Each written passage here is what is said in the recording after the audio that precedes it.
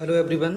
आज हमारा lecture number है 3 एमएस ऑफिस। आज हम स्टार्ट कर रहे हैं। इससे पहले हमने फंडामेंटल एंड बेसिक जो कंप्यूटर का प्रीवियस के क्वेश्चंस हैं वो सभी कंप्लीट कर लिए हैं। 97 क्वेश्चन थे क्योंकि उसमें फंडामेंटल एंड बेसिक में, और एमएस ऑफिस में लगभग 300 के आसपास क्वेश्चंस हैं क्योंकि टोटल ये 1500 क्वेश्चन है। तो हमारा टारगेट रहेगा कि हम किसी भी तरीके से इसी मंथ अक्टूबर के मंथ में हम ये पूरा कंप्लीट कर लें, जिससे कि नवंबर के मंथ में, क्योंकि हमारा CHSL मेंस का एग्ज़ाम है आप सभी का, मतलब और मेरा भी है, तो हम दोनों ही लोग अच्छे से एग्ज़ाम देंगे और उसमें सेलेक्ट होना है।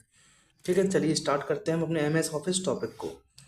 तो क्वेश्चन नंबर 1 है, एमएस एक्सेल में कॉलम की डिफ़ॉल्ट जो चौड़ाई है वो कितनी होती है। तो एमएस एक्सेल जो होता है, एमएस एक्सेल में कॉलम की डिफ़ॉल्ट चौड़ाई जो आपकी देखिए 7, 9, 8, 6 इस तरीके से दी गई है। तो इसमें जो होती है चौड़ाई वो होती है 8 करेक्टर। ठीक है, याद रखेंगे एमएस एक्सेल में कॉलम की जो डिफ़ॉल्ट चौड़ाई होती है वो होती है 8 करेक्टर। दूसरा क्वेश्चन है कि एमएस वर्ड में कौन सा ऑप्शन आपको टेक्स्ट को इस तरह से अलाइन करने की सुविधा देता है कि वह सेल या टेक्स्ट बॉक्स के नीचे लंबवत दिखाई दे। तो ये आपका होता है बॉटम अलाइनमेंट। ये जो ऑप्शन है आपको इस तरीके से अलाइन करने की सुविधा देता है कि टेक्स्ट या टेक्स्ट बॉक्स नीचे लंबवत दिखाई देता है, जिससे तो ये ऑप्शन है हमारा बॉटम अलाइनमेंट है, जस्टिफाइड अलाइनमेंट नहीं है इसमें। CHSL 2024 का क्वेश्चन है टीयर 1 का। अगला है, एमएस वर्ड में कौन सा फीचर आपको किसी डॉक्यूमेंट में विषम या सम पृष्ठों के लिए अलग अलग हेडर और फुटर बनाने में सहायता करता है।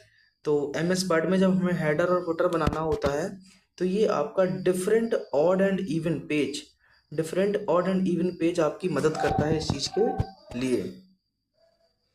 क्वेश्चन नंबर 4 है, जब आप एमएस एक्सेल में किसी विशेष पंक्ति मतलब रो के सेल कंटेंट का चयन करते हैं और फिर डिलीट बटन पर क्लिक करते हैं तो क्या होता है। तो सभी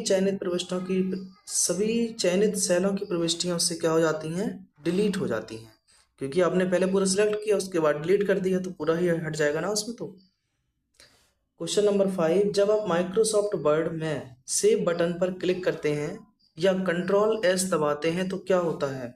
तो दस्तावेज क्लिपबोर्ड पर कॉपी नहीं होते हैं भैया, प्रिंट भी नहीं होते हैं, दस्तावेज बंद नहीं होता है, दस्तावेज एक डिस्क फाइल में सेव हो जाता है। कोई ना कोई डिस्क फाइल जहां आप उसको सिलेक्ट करेंगे उसमें सेव हो जाता है Ctrl+S से। माइक्रोसॉफ्ट पावर पॉइंट में पीपीटी जिसको हम बोलते हैं पावर पॉइंट प्रेजेंटेशन, तो माइक्रोसॉफ्ट पावर पॉइंट में प्रेजेंटेशन में नई स्लाइड जोड़ने के लिए किस शॉर्टकट कुंजी का प्रयोग करते हैं। तो Ctrl+M का प्रयोग करते हैं हम नई स्लाइड को जोड़ने के लिए। ठीक है, ये Ctrl+N मत समझना कि न्यू स्लाइड जोड़ने के लिए तो Ctrl+N लगा दिया, इसमें Ctrl+M आपका आंसर होगा। 7 है, आप वर्कशीट के शीर्ष पर एक रिक्त पंक्ति कैसे सम्मिलित कर सकते हैं। आप कोई वर्कशीट बना रहे हैं, उसके शीर्ष पर मुझे हेडर पर चाहिए एक रिक्त पंक्ति खाली चाहिए। तो इसके लिए क्या करेंगे कि पंक्ति का चयन करने के लिए माउस को पंक्ति बॉर्डर पर ड्रैग करें और होम टैब पर सेल समूह में इंसर्ट पर क्लिक करें, जिससे कि आपको हेडर पर एक आपको ब्लैंक रो मिल जाएगी, ब्लैंक पंक्ति मिल जाएगी। 8वां है, एमएस वर्ड में बेस लाइन के ऊपर मुद्रित संख्या को क्या कहा जाता है। तो एमएस वर्ड में जो बेस लाइन होती है इसके ऊपर मुद्रित संख्या को सुपरस्क्रिप्ट कहते हैं। क्या कहते हैं, सुपरस्क्रिप्ट कहते हैं। अगला है, हम इनमें से किस टैब से एमएस वर्ड दस्तावेज में एक तालिका जोड़ सकते हैं। तो इंसर्ट टैब से हम एमएस वर्ड दस्तावेज में एक तालिका जोड़ सकते हैं। किससे, इंसर्ट टैब के द्वारा। निम्नलिखित में से कौन सा माइक्रोसॉफ्ट वर्ड दस्तावेज में टेक्स्ट का डिफ़ॉल्ट संरेखण है। तो ये लेफ्ट जो अलाइनमेंट होता है वो माइक्रोसॉफ्ट वर्ड में इसका डिफ़ॉल्ट संरेखण होता है। क्वेश्चन 11 है, माइक्रोसॉफ्ट एक्सेल में संपूर्ण के अनुपातों मतलब प्रोपोर्शंस या प्रतिशतों की तुलना करने के लिए कौन सा चार्ट सबसे उपयुक्त होता है। तो संपूर्ण के प्रोपोर्शन या परसेंटेज की अगर आपको तुलना करना है तो हम पाई चार्ट का प्रयोग करते हैं। किसका, पाई चार्ट का यूज करते हैं। नेक्स्ट है एमएस वर्ड में एक पेज का मध्यम जो मॉडरेट मार्जिन निम्नलिखित में से किस पेज पर लागू किया जा सकता है? तो ये पेज लेआउट पर। एमएस वर्ड में एक पेज का मध्यम जो मार्जिन है वो हम पेज लेआउट पर उसको लागू किया जा सकता है। 13 माइक्रोसॉफ्ट वर्ड में सेव बटन कहाँ होता है? तो ये वर्ड विंडो के ऊपरी बाएं कोने पर होता है। ऊपरी बाएं कोने पर सेव बटन इस यहाँ पर आपको मिलेगा देखने को। 14 एमएस वर्ड फाइलों को सेव करते समय निम्नलिखित में से कम मेमोरी का उपयोग करता है? तो ये कौन है? डॉक्स DOCX, ये जो है वो कम मेमोरी का उपयोग करता है। एमएस वर्ड के किस फीचर की मदद से आप किसी डॉक्यूमेंट के उस लेआउट और फॉर्मेट को देख पाते हैं जैसा कि यह प्रिंट होने पर दिखाई देता है? तो ये कौन है? प्रिंट प्रीव्यू होता है जिसके द्वारा हम उसके फॉर्मेट को लेआउट को देख पाते हैं। 16 है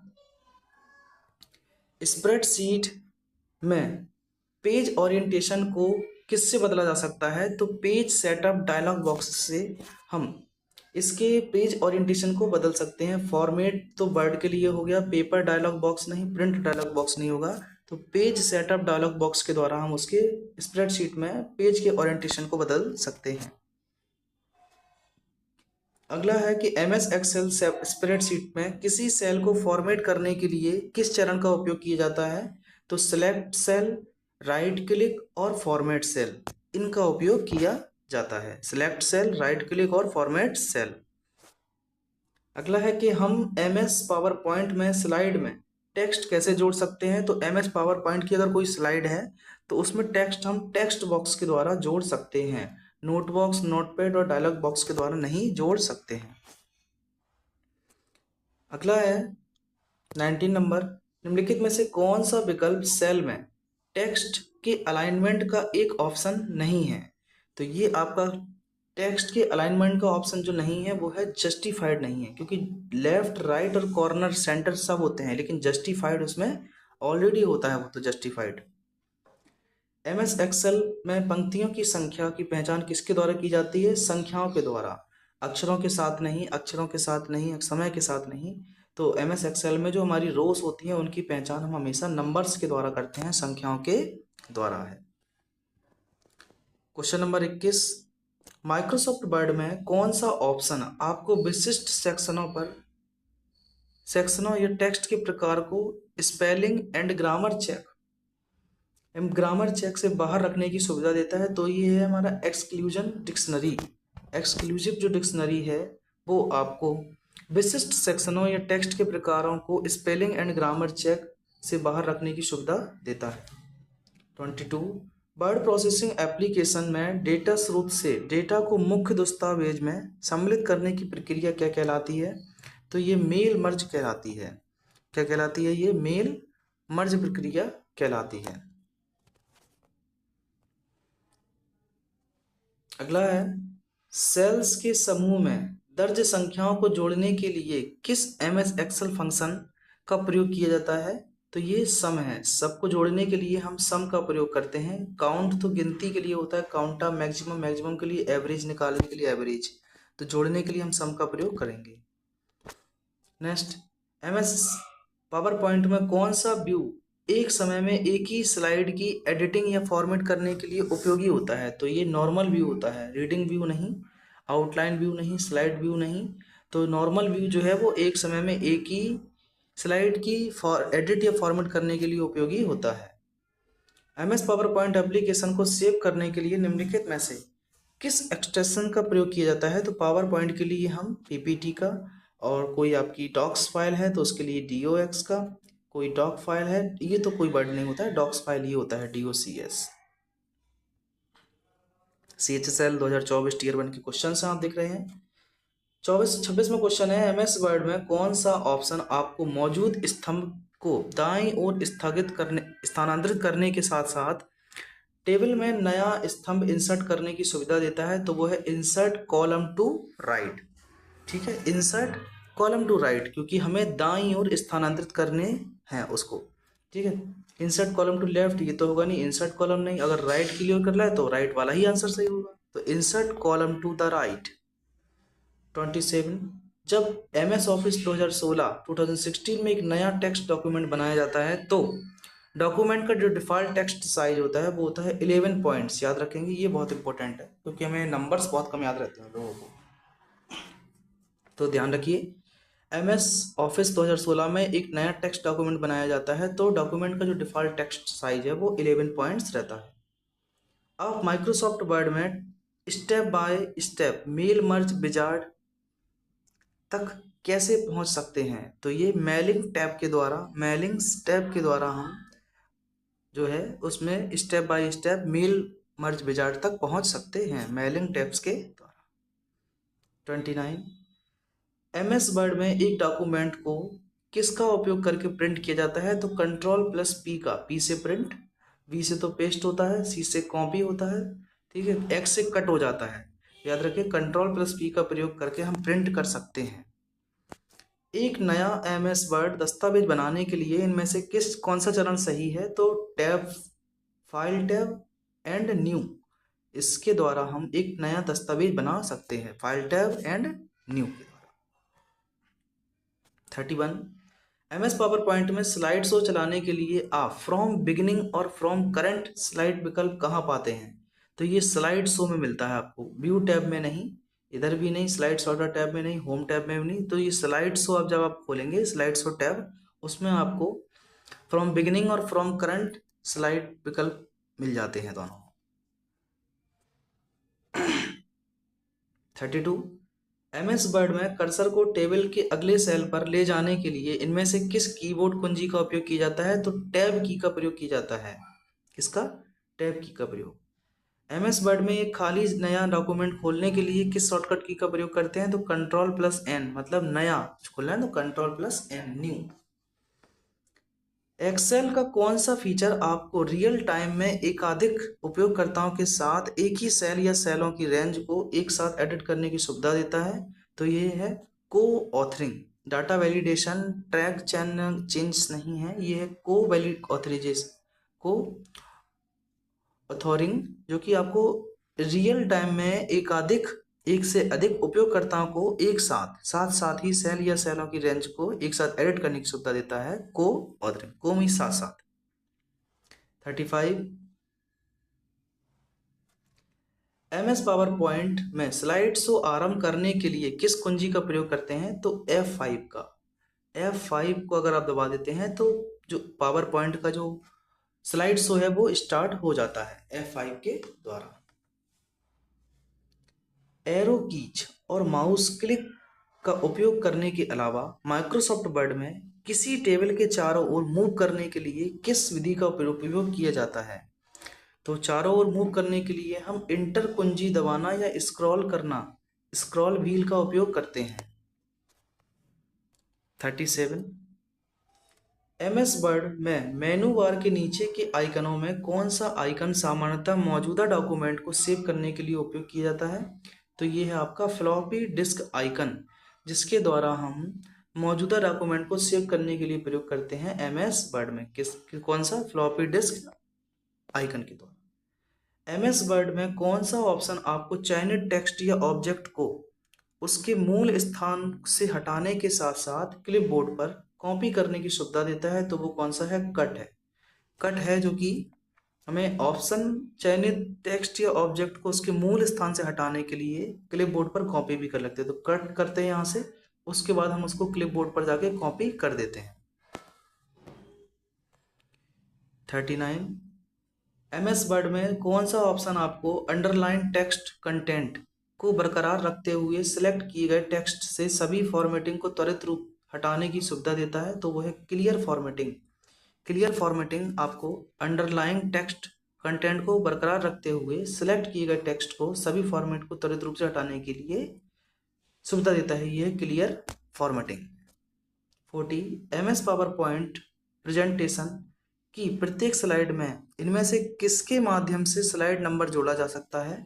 तो फुटर के द्वारा। हम टेबल डिजाइन, व्यू और पेज फॉर्मेटिंग नहीं है, तो हम फुटर के द्वारा उसमें प्रेजेंटेशन की प्रत्येक स्लाइड में एक नया स्लाइड नंबर जोड़ सकते हैं फुटर के द्वारा।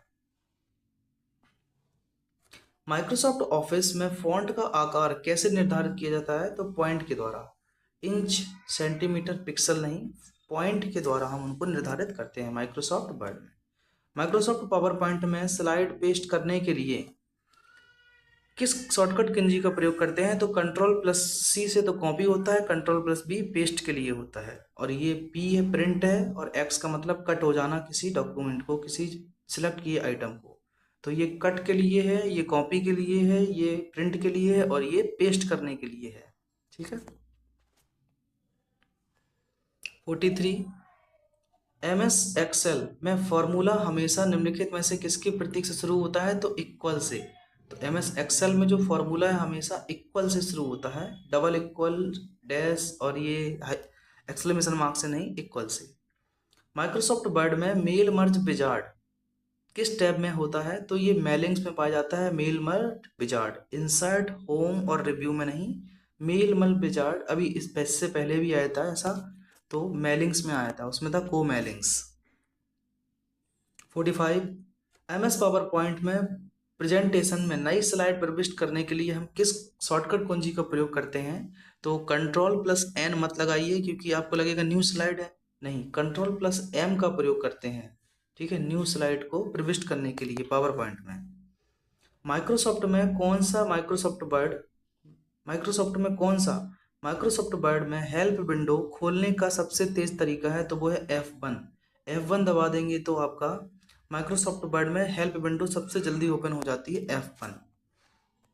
ऐसे याद कर सकते हैं, किसी को बुलाना हो तो सबसे पहले 1 पुकारिए, F1 एक आएगा।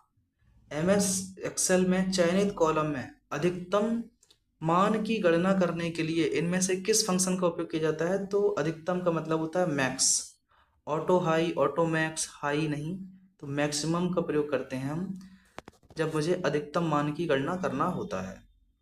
कई वर्ड प्रोसेसिंग प्रोग्राम में सिलेक्ट पैराग्राफ से फॉर्मेट हटाने के लिए निम्नलिखित में से किसका उपयोग किया जाता है? तो क्लियर फॉर्मेटिंग का प्रयोग करते हैं, रिमूव, डिलीट और फॉर्मेट पेंटर, रिमूव पैराग्राफ नहीं है, ये क्लियर फॉर्मेट का प्रयोग करते हैं।